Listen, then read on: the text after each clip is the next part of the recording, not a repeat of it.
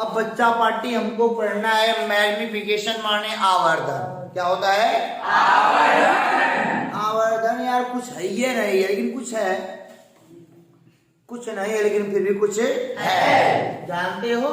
है देखे वो सबके लिए जो नियम बताया ना मैंने मैग्निफिकेशन वाला, वो अवतल के लिए भी होता है, उत्तल के लिए भी होता है। और देखो यहाँ पे मान लो भाई दर्पण है, हो गया। मान लो भाई क्या ये बेटा प्रिंसिपल एक्सिस बन जाएगा ना जी। ऐसा मान लेते हैं यही कहीं वस्तुआ होगा, ऐसी है और अब है। दुनिया जानती है, जहान जानता है, हिंदुस्तान जानता है कि तालिबान अनंत। और अगर वक्रता केंद्र के पीछे वस्तुआ रखी है तो यही बनेगा। सटले बनाएंगे ऐसे उल्टा सा, छोटा सा इनसे छोटा रहेगा, है ना। तो इनके बड़ा बना दो ताकि लगे हाँ बड़े छोटे हैं, नहीं तो कहेंगे वो बड़ा बड़ा बना दिया मास्टर तो गड़बड़ कर दिया हमारा। तो कोई बात नहीं है। देखो प्रतिबिंब की लंबाई और वस्तु के लंबाई के अनुपात को हम क्या बोलेंगे? रेखीय आवर्धन। क्या बोलेंगे? प्रतिबिंब की लंबाई और वस्तु के लंबाई के अनुपात को हम क्या बोलेंगे? इस्माइल बराबर हाई मान लो एच है, हाई मान लो एच डैश है, तो भैया प्रतिबिंब की लंबाई बटे वस्तु की लंबाई, यही होता है रेखीय आवर्धन। यही क्या होता है? रेखीय रेखीय आवर्धन माने प्रतिबिंब वस्तुआ कितना गुना बड़ा है या कितना गुना छोटा है चिन्हों के साथ, है चिन्हों के साथ। अगर वस्तुआ ऊपर जाएगी तो है प्लस का बनेगा, है नीचे आएगी तो माइनस का बनेगा, नहीं जी। तो आवर्धन जब बेटा इमेज उल्टा बनेगा तो आवर्धन कैसा होगा? माइनस। वस्तु ऊपर इमेज नीचे, वही कैसा बनेगा? माइनस में बनेगा। खैर छोड़िए, अभी आप ये जानिए इमेज की लंबाई और वस्तु के लंबाई के अनुपात को रेखीय आवर्धन कहते हैं। एक सवाल करते हैं सर आपसे। हमने कहा अगर मान लो रेखीय आवर्धन 2 है, अगर मान लो रेखीय आवर्धन क्या है? अगर कोई बोल दे वस्तु के लिए रेखीय आवर्धन 2 है तो आप बताओ इसका मतलब क्या है ना जी। तो हमने पढ़ा है आवर्धन m बराबर बेटा नीचे भुला जाइए, हम बोलेंगे इमेज की लंबाई बटे वस्तु की लंबाई। देखो m का मान क्या दिए भैया? 2 h डैश बटे h। अच्छा बोलो h डैश क्या बन जाएगा? 2h। यानी अगर आवर्धन 2 है तो इमेज की लंबाई जो होगी वह वस्तु की लंबाई की 2 गुनी होगी। जो इमेज की लंबाई होगी वह वस्तु की लंबाई क्या होगी? अच्छा मान लो यहाँ पे यश का मान 5 रहा होता, इसका मान कितना आता? 10। नहीं आता जी। तो हमने क्या बोला? अगर रेखीय आवर्धन 2 दिया है इसका इक्के मतलब है कि जो इमेज की लंबाई होगी वह वस्तु की लंबाई की 2 गुनी होगी। अच्छा मान लो कहे कि मतलब कि वस्तु के लिए दर्पण के लिए, वस्तु में या वस्तु के लिए दर्पण के लिए रेखीय आवर्धन 5 है, इसका मतलब क्या होगा बोलो? जो इमेज की लंबाई होगी वो वस्तु की लंबाई की, अगर वस्तु 1 अंगुली को होगा इमेज जब 5 अंगुली हो जाएगा, 1 2 3 4 है ना जी। अब देखो यहाँ पे अगर मान लो कही दे आवर्धन 1/2 है, आवर्धन क्या 1/2? अब बताओ सिग्मा आपकी जो इमेज की लंबाई होगी वो वस्तु की लंबाई क्या हो जाएगी? बोलो फिर से बोलो। हाँ ये कुछ समझना है। अगर मान लो 6 आ जाए तो 6 गुनी हो जाएगी। तो मान लो 1/3 आ जाए तो मतलब कि 1/3 हो जाएगी, है ना। सब कमाल इमेज के लिए किया गया है। किसके लिए बेटा किया गया है? इमेज के लिए। ऐसे तो बाद में आया है, छोड़ो वो सब। अभी जानो एक बात जानो, अवतल दर्पण एक ऐसा दर्पण है ना जहाँ पे आवर्धन प्लस का भी होता है और माइनस का भी होता है। ध्यान देना। अच्छा बोलो जरा। अच्छा एक बात और सुन लो, यम बराबर तुमने पढ़ा है यम बराबर एच डैश बाई एच, बड़े होना जी। अच्छा देखिए, अच्छा मान लो इमेज छोटा हुआ और वस्तु बड़ा हुआ तो यम का मान 1 से कम 1 से ज्यादा, समझो। मान लो ये 8 है और ये 9 है। जब किसी छोटी संख्या में बड़ी संख्या से भाग दोगे तो मान क्या आएगा? 1 से क्या आएगा? यानी कि जब इमेज छोटा होगा और वस्तु बड़ा होगा तब बेटा आवर्धन का मान 1 से क्या आएगा? कम। जैसे मान लो कोई बोले अगर वस्तु अनंत पर है, इमेज बना फोकस पर, तो बोलो ये आवर्धन 1 से बड़ा कि छोटा? 1 से क्या आएगा? छोटा, क्योंकि इमेज की लंबाई छोटी है, इसकी क्या है? बड़ी है। अब समझो बेटा। अच्छा मान लो हे वाले केस में अगर यहाँ है और इमेज यहाँ भी इमेज कैसा बनता है? छोटा ना। यहाँ भी आवर्धन का मान कैसा आएगा? 1 से। और बेटा हे वाले पे क्या आएगा जी? ये वाले पे जितना लंबाई वस्तु की होती है उतना इमेज की होती है। ये कैसा आएगा? बराबर। कैसा आएगा बेटा? बोलो। लेकिन ये देखो हे वाले पे कैसा आएगा आवर्धन बेटा? 1 से क्या आएगा? हम तीनों का प्रयोग नहीं कर रहे, खाली आपको बता रहे हैं कि कैसे मतलब ये रिलेट करते हैं। अच्छा मान लो हे वाले पे रख दोगे तब क्या आएगा बेटा? 1 से बहुत बड़ा आएगा।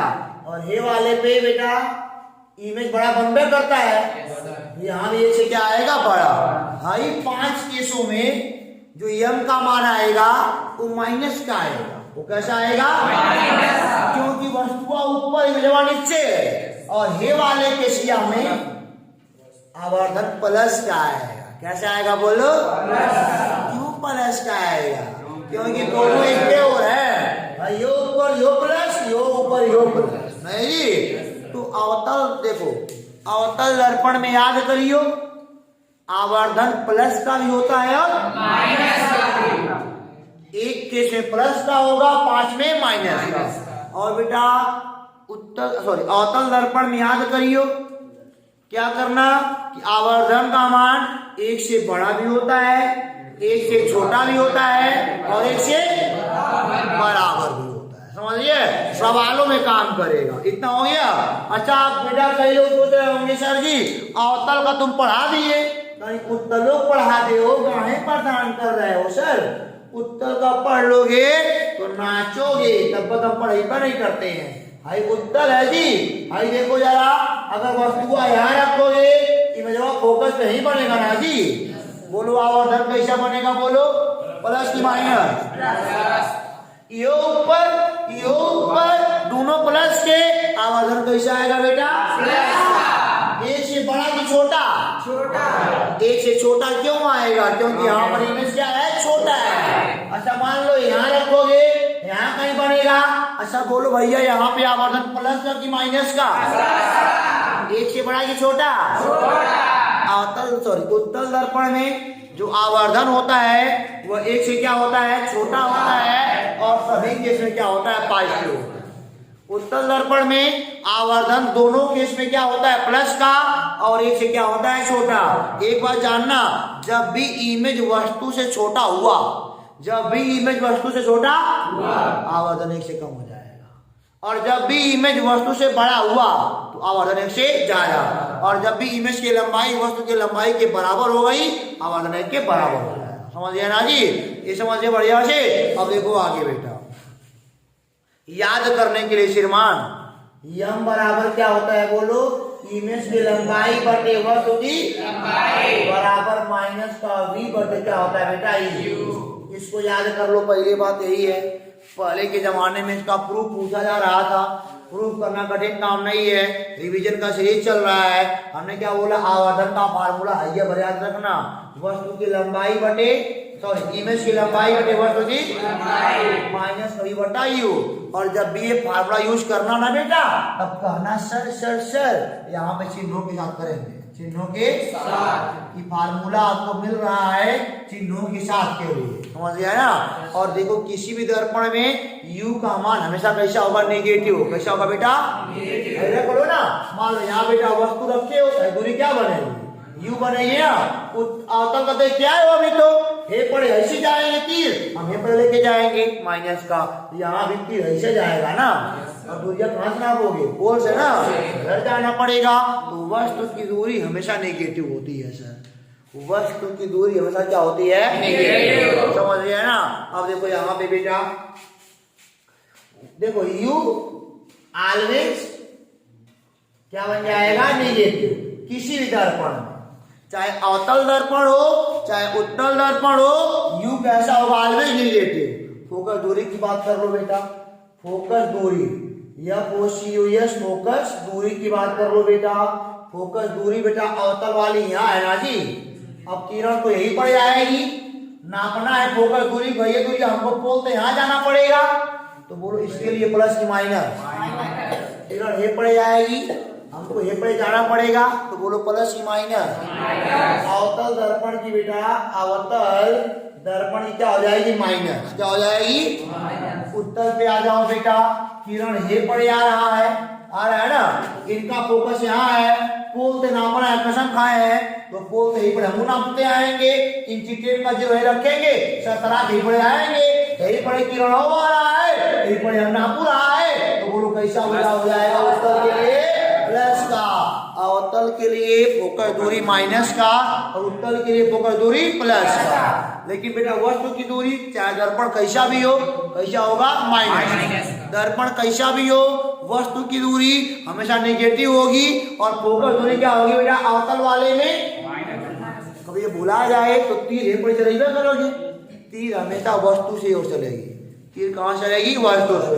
आप ये पड़ जाओगे और कसम खा के आए हो सर पोल से नापना है, पोल से नापना नहीं रखेंगे 0, इधर भागेंगे सर रे, नेगेटिव बन जाए पर मन ने, ये तो हे पड़े जा रहा है, ये तो हे पड़े जा रहा है, तो क्या बन जाएगा, नेगेटिव बन जाएगा। और हे वाले देखो, हे वाले फोकस दूरी है ना।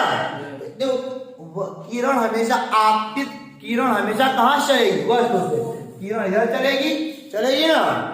कई लोग सोच रहे होंगे सर यहाँ से टकरा जाएगी, यार तुम सोचो इधर किरण चल रही है ना, ये जानो बस। और यहाँ पे फोकस दूरी नापने के लिए यहाँ 0 रखेंगे, इधर भागेंगे हम, क्या हो गया, इसका फोकस कैसा हो गया, प्लस का बन गया ना। अब खत्म। और V का मान तो सब जन्म कर रहे हो सिनेमा, इनके वाले 5 के से नेगेटिव होता है V का मान, एक के से क्या होता है 5, और इनके वाले में V भैया यह दोनों बनेगा, हमेशा क्या होगा 5। इस वाले में V का मान 5 के से नेगेटिव होगा, 1 के से 5, इस वाले दोनों के से कैसा होगा 5। क्योंकि देखो मान लो वस्तु यहाँ है, इमेज यहाँ बनाओगे ना, तो किरण देखो हाई वाली आपकी इधर जाएगी, और हमको हाई भी नापना है, हाई वाला भी नापना है, तो यही चलाएंगे। हमको नापने के लिए यहाँ से यहाँ आना पड़ेगा, भाई आगे जा रहा है और पीछे आ रहा है, तो कैसा होगा बेटा हमारा ये माइनस। ये चीज पार्टी कर दिया हमारा ना, ये हो गया बेटा हमारा सारा कंडीशन हो गया ना जी, ये तैयार। अब देखो आगे दर्पण का सूत्र जान लो बेटा, यानी कि U V और F में संबंध ये होता है 1/F बराबर 1/V प्लस 1/U। एक फार्मूला इस वाले पार्ट में यह है, और एक क्या है, M बराबर इमेज की लंबाई बटे वस्तु की लंबाई बराबर माइनस कड़ी बटे क्या बन जाएगा U। ये दोनों फार्मूले अगर आपको मालूम है और चिन्ह परिपाटी का नियम मालूम है, तो इस पार्ट में कुछ सवाल ऐसा नहीं है जो आप ना लगा पाओ। लेकिन हाँ याद रखना, इन सब फार्मूलों में चिन्हों का प्रयोग किया जाएगा, चिन्हों का प्रयोग करा जाएगा, समझ लिया ना। अगर यह कर लिया तो टॉपिक क्या हो जाएगा हमारा, ये खत्म हो जाएगा। आज हमने दर्पण नामक पाठ को 2 दिन के अंदर खत्म कर लिया है। अब सवाल लगाएंगे, आवर्धन पर भी लगाएंगे और इन पर भी लगाएंगे, लेकिन चलो हम सवाल बोलते हैं बेटा।